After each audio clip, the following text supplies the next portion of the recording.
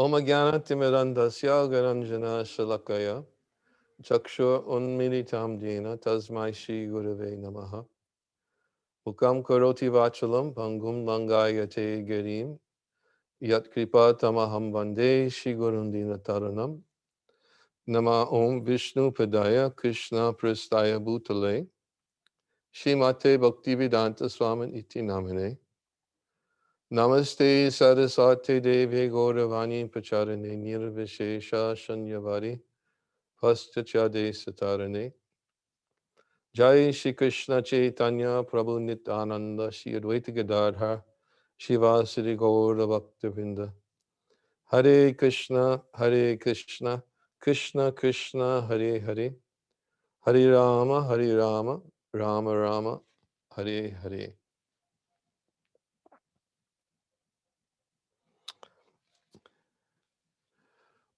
Before I begin,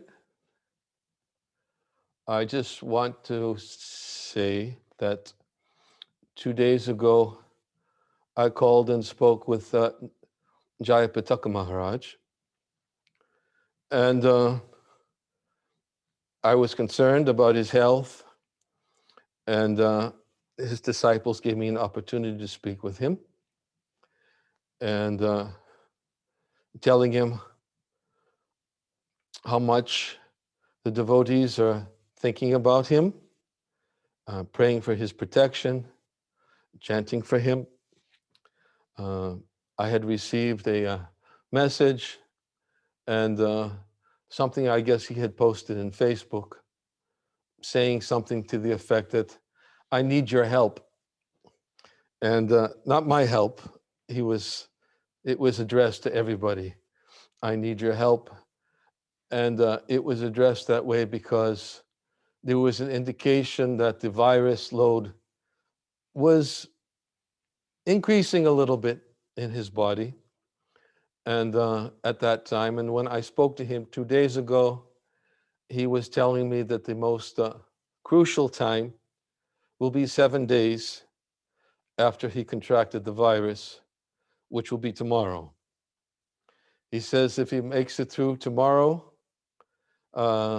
and his no symptoms are there, it will be a good sign if he can get through, but he won't know until tomorrow. So it's a crucial day tomorrow.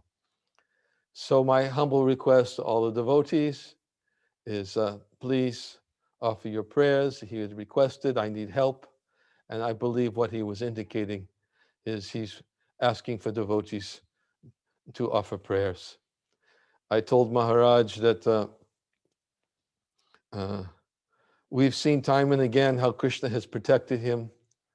I still remember the time very vividly when he got his throat cut many years ago. I remember exactly where I was.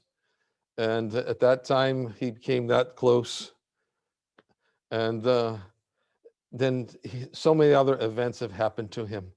I mean, treacherous events. The aneurysm he got, cancer he got, transplant he's had. He's amazing. When I spoke to him 2 days ago, he told me he's only giving 1 class a day now. And and I just, he's unstoppable. and and he was saying it somewhat apologetically, like, what can I do? I can only give 1 class a day now. And I don't know, I haven't spoken to him since 2 days ago, but I just wanted to make everybody aware that tomorrow is a crucial day, and he's very much a very, very important member of our society. He's a great inspiration for so many thousands and thousands of devotees all over the world. He's a great inspiration for many of his god brothers, and certainly we should keep him in our thoughts, in our prayers, and that he gets through this next trial. That's just a short announcement I wanted to make in the beginning. And now I will speak. Um, it's a unique, unprecedented time, I have to confess. I don't, I'm sure all of you will agree.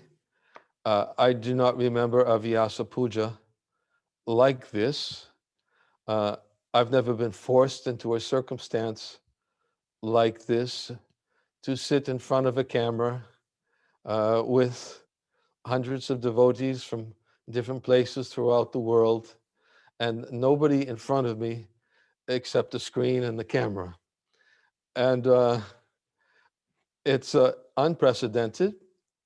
And also, I find what's unprecedented is the efforts the devotees have made to make this event happen. And I first thought I should uh, express my gratitude to everyone who was involved. I realize a lot of work has gone into arranging this event so that many devotees could take part.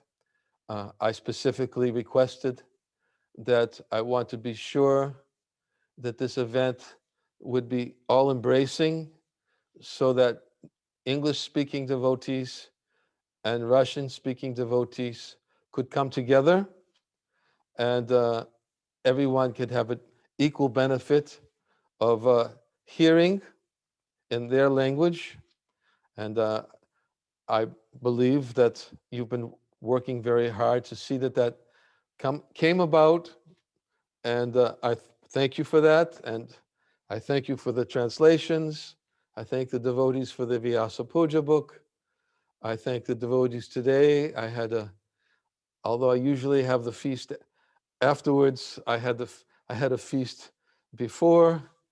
Many devotees were involved in making many preparations, and which were served out on the patio for me, and that was at 12 o'clock today. And I'm sure there are many other devotees who are involved, too many, too numerous to list. But I thought I should say that so I don't forget also in the beginning. Thank you for your efforts. And what to say about the event in itself? I was thinking about what might be an appropriate verse to speak from. And it's a verse I oftentimes quote, but I'll probably speak about it from a different perspective. It's the verse from the Srimad Bhagavatam. I'm sorry I didn't write the number down. Text 31, 10th canto, could be second chapter. I'm just going to read the translation. O Lord, who resemble the shining sun, you are always ready to fulfill the desire of your devotee, and therefore you are known as a desire tree. Vanshakalpaturu. When acharyas completely take shelter under your lotus feet in order to cross the fierce ocean of nescience, they leave behind on earth the method by which they cross, and because you are very merciful to your other devotees, you accept this method to help them. I thought of this verse because I've been thinking a lot about Srila Prabhupada's mission. And in this verse, Vishwanath Chakravarti Thakur explains that the Acharya, when he crosses the ocean, he leaves behind the boat for others to cross. The verse also glorifies the Lord as Kalpataru, like a desire tree, because the Lord is very kind, because the Lord accepts the method by which the Acharya crossed. He accepts that method of his devotional service. And not only for the benefit of the Acharya who crossed, but also for the benefit of those who are still needing to cross that ocean of nescience. And that is his kindness. And we know that Vishwanath Chakravarti Thakur explains in the commentary that the boat which the Acharya leaves behind, he defines it as a bhakti movement. He leaves behind the bhakti movement. And that bhakti movement, of course, which we know and we oftentimes speak about many, many times, the bhakti movement that Srila Prabhupada left behind is this Krishna consciousness movement and the association of devotees which we have available to us in the Krishna consciousness movement, the temples which Srila Prabhupada was very eager to establish and to be maintained, the new temples which were opened on his behalf, the Harinam Sankirtan, the glorification of the holy name when the devotees are going out, distributing the holy name of the Lord, Srila Prabhupada's transcendental literatures, which are his heart of the bhakti movement, because his heart, he gave everything, he gave his heart into the books, and he wanted us to study the books. I was just listening to a class just yesterday. It's amazing how every time I speak on a particular topic, just yesterday, 5th canto, 5th chapter, 2nd verse of the Srimad Bhagavatam, Prabhupada was giving a class, I believe in Hyderabad. And Prabhupada was he was heavy. He was very heavy. He said, somehow my devotees are thinking these books are for distribution. He said, no. And he started to speak about austerities. It says, if we want to go back to Godhead, we need to voluntarily accept austerities.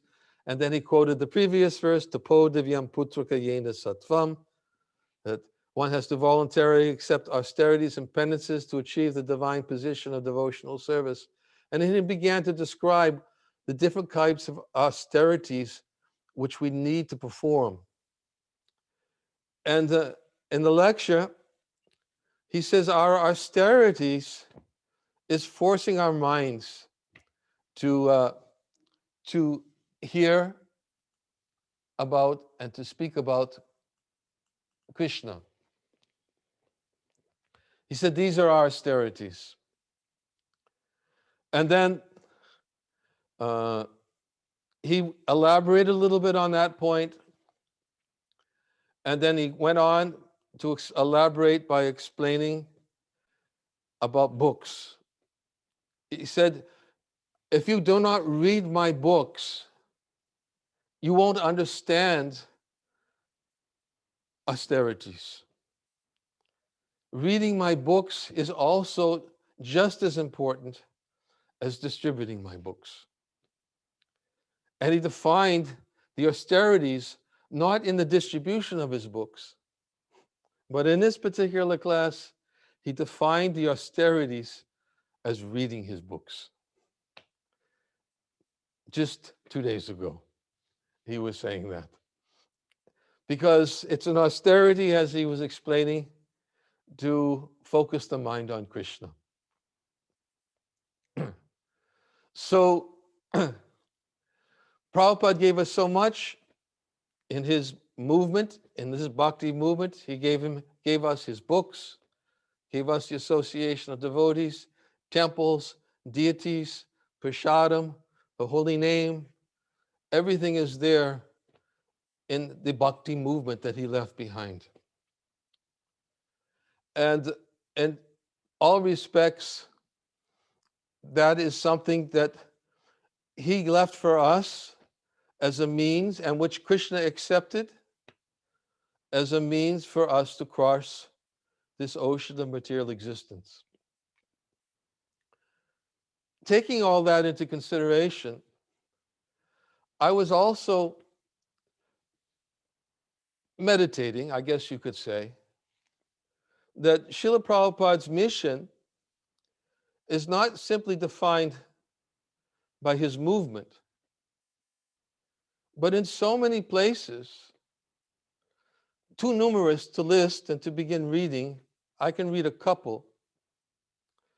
But in so many places, Srila Prabhupada has indicated that his mission is to bring others back to Godhead.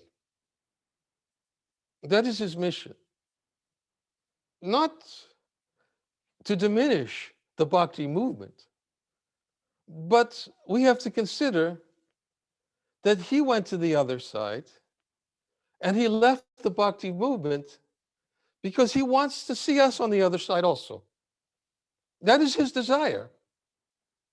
That is his mission. Not only is it his mission, but as we've been hearing in our talks and our lectures, and especially in our readings in Brihad Bhagavatamrita, it's how happy Krishna is. It's his mission too. It's his mission that I mean, the word that I've heard used today was genuine, that Prabhupada was so genuine. And the Lord, undoubtedly, I mean, we can't even use the word genuine. It's his desire that every single spiritual spark throughout creation is his. Aham bija prata pita. He's the seed-giving father of all of them, not just human beings, not just plants, animals, insects, reptiles, and that's just in this world. What to speak of all the worlds in this universe, what to speak of all the universes which are innumerable, which are emanating from the pores of his body. And in each and every one of those universes, he's expanding into each of those universes as Garbhodakshai Vishnu, and as who is the super soul of the universe, and then as Kshirodakshai Vishnu, who is the super soul who enters into the heart of every living entity in whatever form they may take. And then when Gopakumar reaches Vaikuntha and stands reverentially before the Lord of Vaikuntha, who speaks and says, I've been waiting and waiting and waiting for you to come. I've been dancing like a fool in my hope that you would do something to indicate you want to come back to me, because I've been waiting so long for you. Now, as we've said before, Super Soul is also not manifest in Vaikuntha because he's there manifested as the Lord of Vaikuntha. He's not in the hearts, but he knows the heart of every living being when they come to Vaikuntha, because he's the same personality who's in everyone's heart, wandering Brahmanda Brahmate Konda Bhagyavan Jeev, wandering throughout the universe. He's that same personality. And he's so pleased when his devotee finally comes back to him. And Srila Prabhupada, who's that external manifestation of Super Soul, Supersoul is there. Srila Prabhupada is the external manifestation of Supersoul. Srila Prabhupada's mission is not just the bhakti mission or the bhakti movement he left behind, but his mission, as he himself emphatically states in so many places, is he wants to bring others back to Godhead. I'll read just a few, too numerous to read, but I've chosen just a couple. And I'll bring it to the point that I wanted to make, which I feel is very relevant. But here's one point. Here's a quote. I'm going to just read, not the whole verse. I'm reading basically from Prabhupada's books. Again, my emphasis, as I did on Srila Prabhupada's disappearance day, my emphasis is that Prabhupada gave everything in his books. He gave his heart, he gave himself, and in so many respects, he told us, everything is there in my books. One purport, he says, no one can be truly happy within the material world. Srila Narada Muni, in order to enlighten the miserable inhabitants, wanders everywhere. His mission is to get them back home, back to Godhead. That is the mission of all genuine devotees of the Lord, following the footsteps of that great sage. One quote. Another quote from the 3rd canto, 5th chapter, 4th verse. Great, unalloyed devotees of the Lord are compassionate towards the fallen souls, and therefore they travel all over the world with the mission of bringing them back to Godhead, back to home. Such pure devotees of the Lord carry the message of Godhead in order to deliver the fallen souls. Therefore, the common man who is bewildered by the influence of the external energy of the Lord should avail himself of their association. Here's another quote about the desire. The desire, also, I want to speak about desire also, because Srila Prabhupada wanted us and said in many places that we should have a desire to go back to Godhead. Of course, he also says we should have a desire to please the Lord. But if one actually looks at it in the proper perspective, there's no difference. If one thinks, I want to go back to Godhead, and sometimes, unfortunately, I've warned devotees about such statements. I've heard devotees say sometimes, Guru Maharaj, I just want to go back to Godhead. And when I hear it, in that tone of voice, that expression, that mood, I try to tell them, there's something wrong. Yes, it's good to want to go back to Godhead. Bhaktivinoda Thakur describes in Bhakti Tattva Viveka that any desire that leads us to the desire for bhava and for pure devotional service, that is real desire. All other desires, when he's speaking about giving up all other desires, they're useless.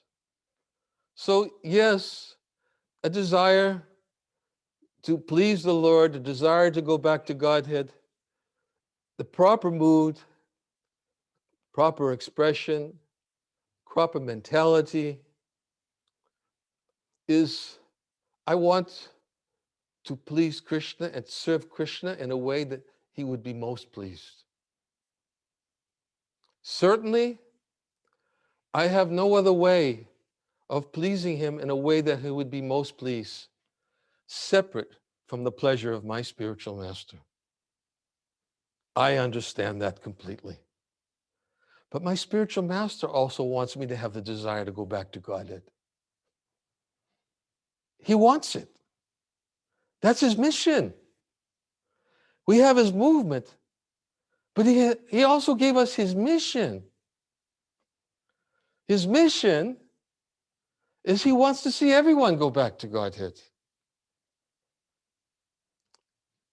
Movement is a facility to please and serve Srila Prabhupada, to serve his mission.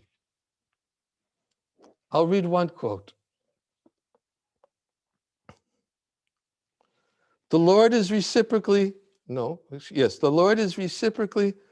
respondent to his devotees. When he sees that a devotee is completely sincere in getting admittance to the transcendental service of the Lord, and has thus become eager to hear about him, the Lord acts from within the devotee in such a way that the devotee may easily go back to him. The Lord is more anxious to take us back into his kingdom than we can desire. Most of us do not desire at all to go back to Godhead. Only a very few men want to go back to Godhead.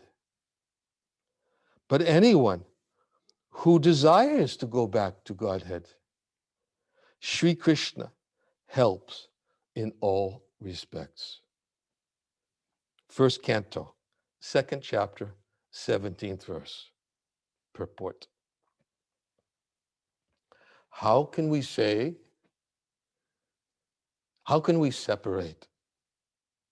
We cannot separate Prabhupada's mission, or we should not separate, I should say, Prabhupada's mission from his movement. But we should not, which means we should not forget what his mission is and what his movement is meant to do.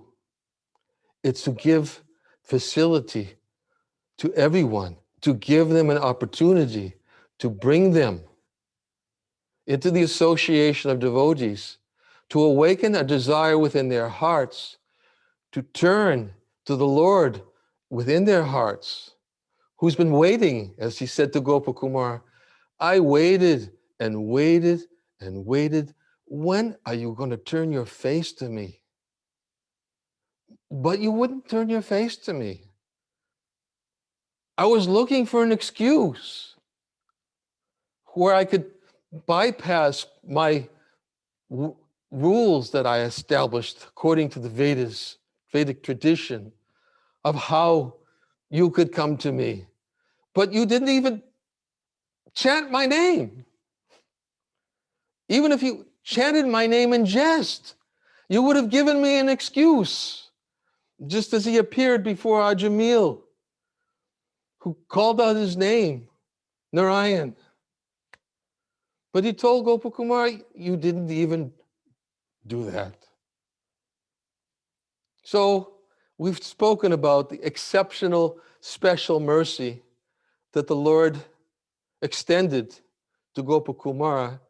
And we also spoke about the inspiration we can get from seeing that special mercy, which means that we should also hope someday, whether it be this life, next life, 10 births from now, 100 births from now, someday we can get that mercy where we can actually please Krishna. That is inseparable. Krishna wants us. And my meditation, I have to confess that, one thing that from speaking from these texts of Brihad Bhagavatamrita and reading references from Srila Prabhupada that I've included in these texts, reading references from our previous acharyas, meditating on Srila Sanatana Goswami, the author of Brihad Bhagavatamrita, his service that he rendered to Lord Chaitanya, because yata yata gora padara vinde, to the degree that we actually meditate and serve Lord Chaitanya and please him, who's come in his most merciful incarnation to give what no other incarnation has ever come to give before, ecstatic love of Godhead in the mood of the residents of Vrindavan. He's come to give us this opportunity. Srila Sanatana Goswami is serving Lord Chaitanya internally in his mood of his internal Siddha Surya, but he's his eternal associate of Lord Krishna and Srimati Radharani, and also in his Sadhaka Surya as Srila Sanatana Goswami, who taught us how service to Chaitanya Mahaprabhu's mission is the best way to please the Lord. It's the best way to please him, to satisfy him. If we can please him by preaching the message of going back to Godhead, which is the purpose from which he came to distribute this exceptional, pure love of Godhead. Rupa Goswami declares it, Namo Mahavadanyaya Krishna Prema Pradayate, this most exceptional mood of ecstatic love, most merciful.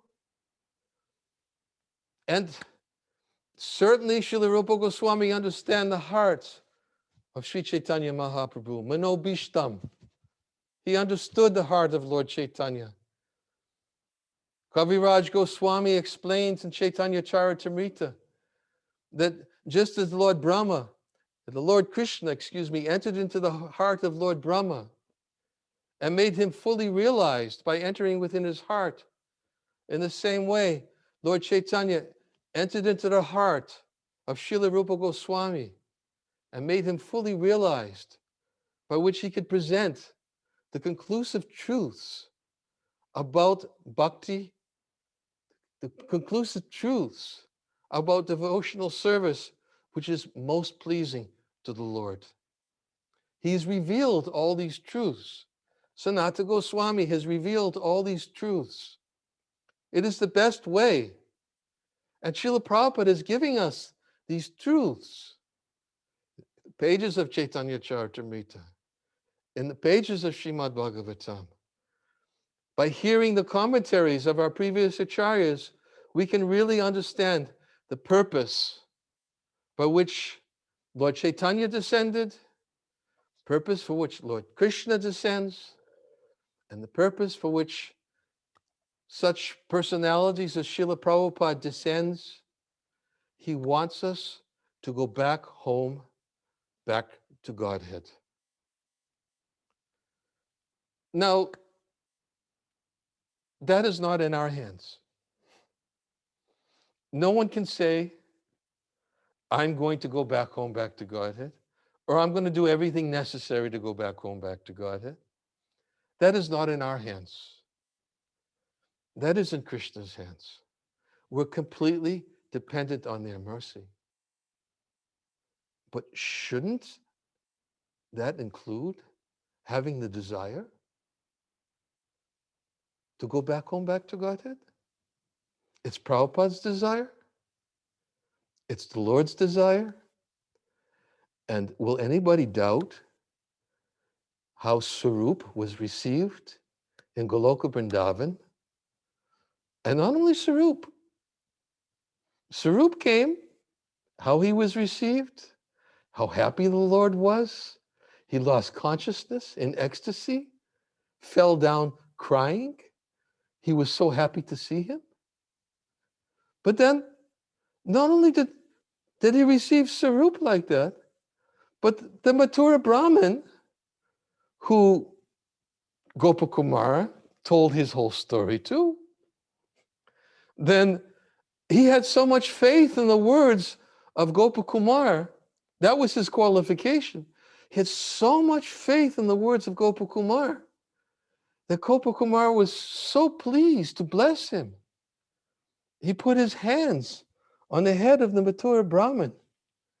The Mathura Brahmin fell down in ecstasy and began wandering about.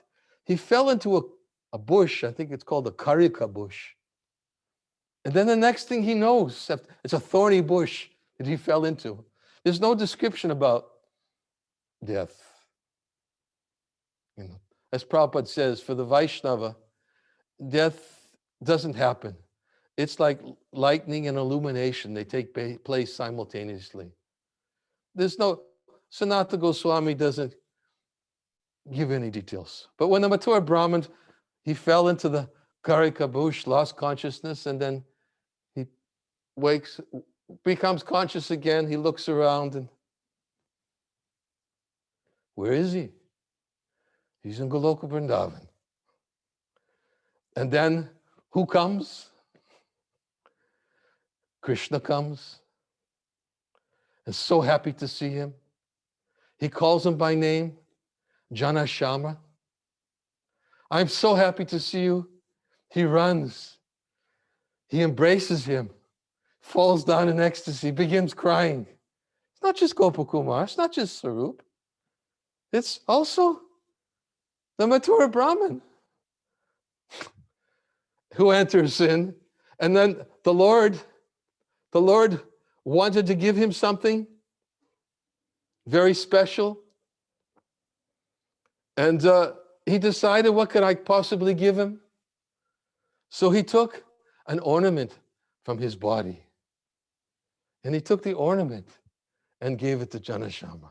Said, please take this ornament. And then he left, he returned. He also got an opportunity. He got lunch, some remnants of the Lord. He was so happy to see him, just as Sarup got the opportunity, got remnants. This is mercy. Mercy. We should want to qualify for mercy. And the way to qualify for mercy is by cultivating a desire. That's all. We can't make our desire. We can't create reality by our desire. But as we've seen from today's verse, the Lord is kalpataru. He's like a wish-fulfilling desire tree.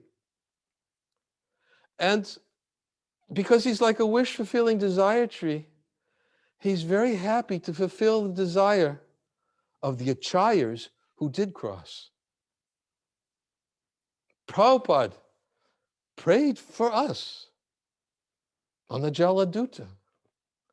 Prabhupada prayed, let them hear your message. What can I possibly say? I'm just a puppet in your hands. Simply make me dance. Make me dance, O Lord. Make me dance. They cannot understand by my words. Only if you agree to enter into my words will they be able to understand your message. I want to see them understand your message. Prabhupada wanted everyone to get the opportunity to go back to Godhead. And the Lord, who's like a kalpataru, like a wish-fulfilling desire tree, he fulfilled that desire of Srila Prabhupada. Shouldn't we understand that Prabhupada wants us to get on the other side too? That's why he left the boat. He left the boat. He wants everyone to join him on the other side. It will always be there. As long as we enter the boat. Enter the boat means we go on hearing transcendental narrations of the Lord, the narrations of the spiritual world, narrations of the transcendental pastimes of the Lord as he performs them amongst his most confidential devotees of the Lord, and an awakening within our heart to go on hearing and hearing and hearing and hearing these topics. Because although the final decision is not ours, Krishna is looking to see how much we want to please him in this way.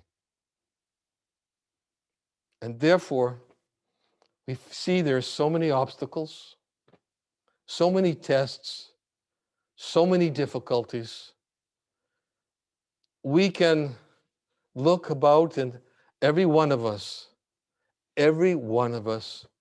we can make our list of obstacles, make our list of problems. We can make our list of complaints, make our list of people who've caused apparently difficulties to us in the execution of our devotional service, in the movement. But movement may be there, but Prabhupada wants more from us.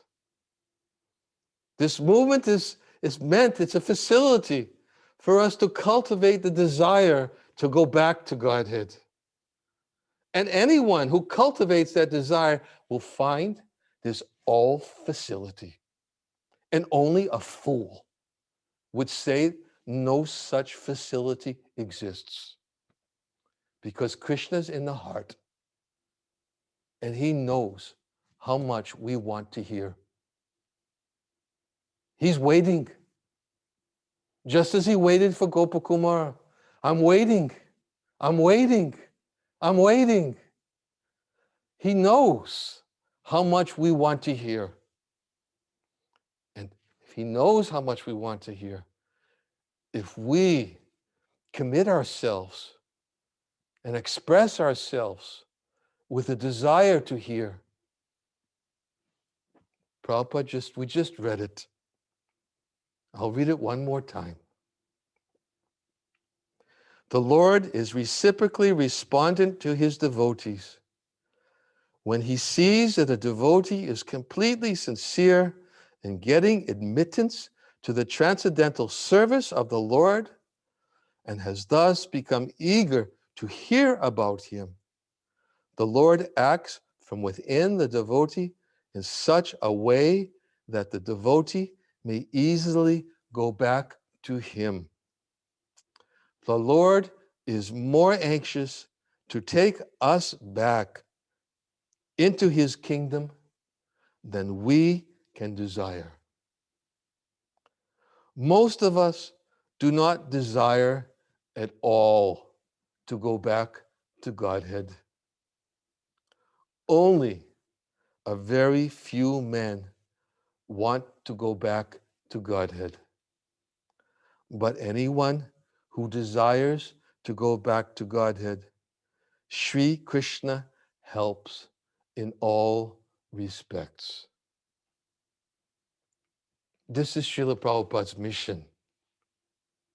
We should not forget his mission in our services to his movement. This is my appeal to the devotees. Krishna says, Manmana bhava mad bhakto mad yajimam namaskuru. Think of me, worship me, offer your homages unto me. Surely you will come to me. This is part and parcel. As Vishwanath Chakravarti Thakur explains, this is what it means to surrender. When Krishna says, Sarva Dhammam Parityaja, Mamekam Sharanam Braja, he's saying that all the components of that surrender are found in Mana Bhava Mad Bhakto Madhyaji Mam Namaskuru. They're all there. This is his mission. We should keep his mission as a very integral part of his movement and be ready to tolerate any disturbances. They're not worthwhile to meditate on. Any disturbances we have to face in the service of Srila Prabhupada's mission, we should embrace and be very happy to accept it because we won't forget his mission. This is his blessing. He prayed for us. We should be thankful to him that he has prayed for us. That mercy is available to us. That is our hope. That is our hope. That is my prayer. And this is my begging to all of you on this day. Please don't forget why Srila Prabhupada came to us and what he wants from us. This is his desire. I cannot have any other desire except his desire. Therefore, I pray to him for the opportunity to express his desire to you today. That is my talk. I thank you for the opportunity you have all given me to speak today. And I'm sure you'll have opportunities to think about what I've said. And I hope in some way I was able to be of some service in the service of Srila Prabhupada.